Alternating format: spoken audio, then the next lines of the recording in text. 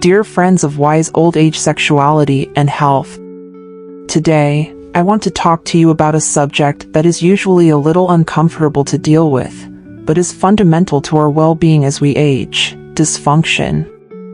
I know that it generates a certain modesty, but my goal is to provide you with the tools and the information necessary for understanding and meeting this challenge with the greatest tranquility. What I am going to discuss today is specially thought out for those who have already passed 50 years and may have noticed certain changes in their intimate life. Many are looking for ways to continue enjoying that essential part of our lives.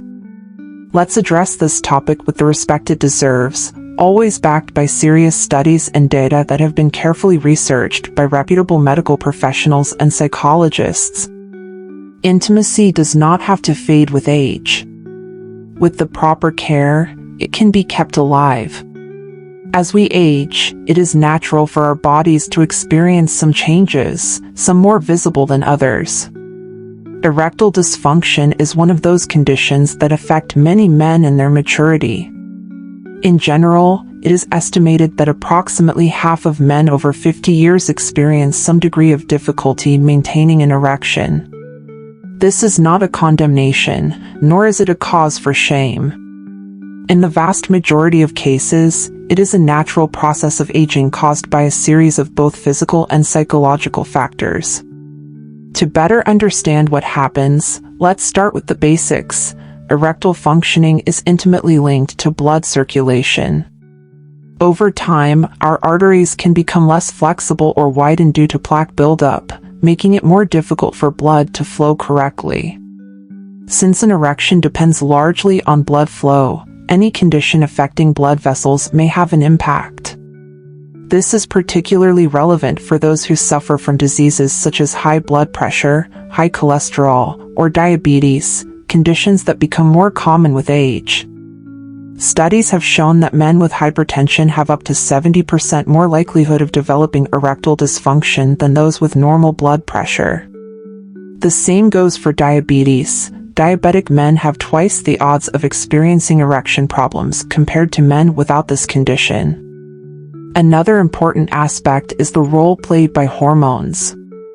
Testosterone, which is a key hormone for male sexual function, tends to decrease with the passage of the years. However, not all men experience a significant drop in their testosterone levels. Those who do may notice a decrease in sexual desire and sometimes an increased difficulty responding to sexual stimuli. It is crucial to remember that desire is not simply a physical issue but also a psychological and emotional one.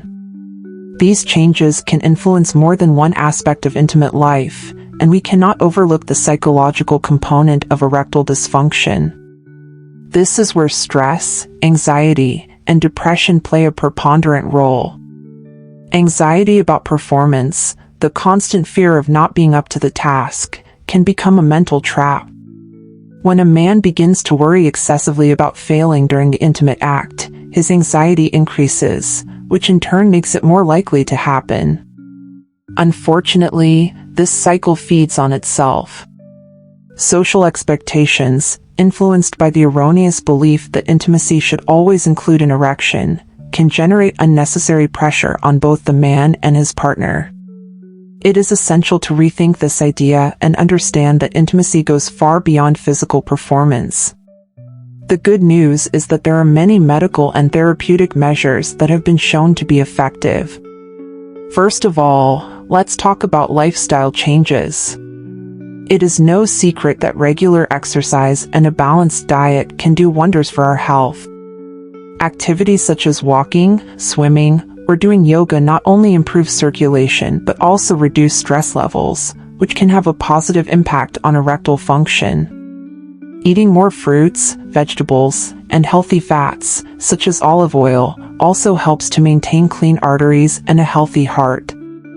Quitting smoking and reducing alcohol consumption are also important steps, as tobacco can damage blood vessels and limit blood flow to intimate areas.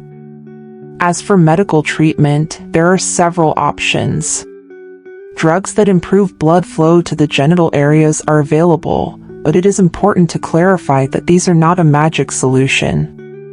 While effective, these drugs must be prescribed by a doctor and taken with caution, as they may have side effects, and not all men are ideal candidates for them, especially those with certain heart conditions or those taking blood pressure medication. Hormone therapy is also an option for some men. If their testosterone levels are particularly low, the doctor may suggest hormonal replacement therapy, but always with rigorous follow-up.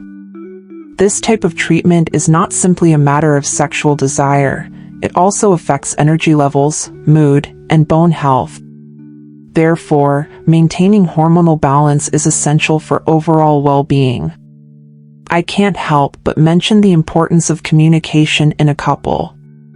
Sometimes, the pressure to perform in private can affect both the man and his partner. The key is to be open, to talk about what it feels like and to discuss what both partners expect from their intimate relationship. It must be remembered that sexual satisfaction is not measured by frequency or duration but by the emotional connection and shared pleasure between partners. Intimacy in maturity can be just as rich and significant as it was in youth, albeit perhaps in a different way.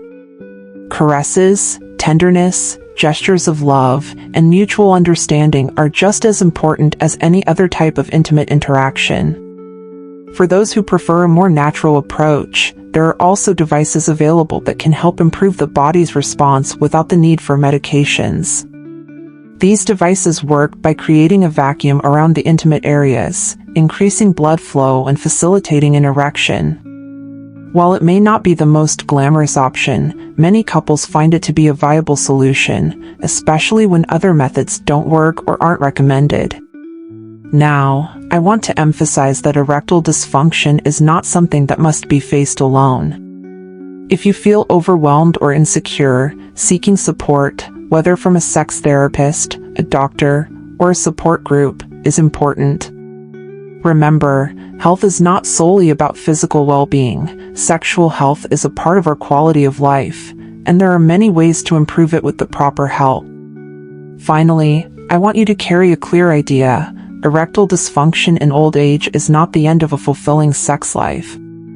With information, open communication, and support from qualified professionals, it is possible to continue enjoying a satisfying, rich intimacy. Mature sexuality does not have to resemble that of youth, but it can be just as rewarding if approached with the right attitude. Remember that sexual well-being is fundamental to general welfare. Do not underestimate the importance of taking care of yourselves, both physically and emotionally. As always, here at Wise Old Age, in the realm of sexuality and health, we are ready to help you navigate these issues with respect and knowledge.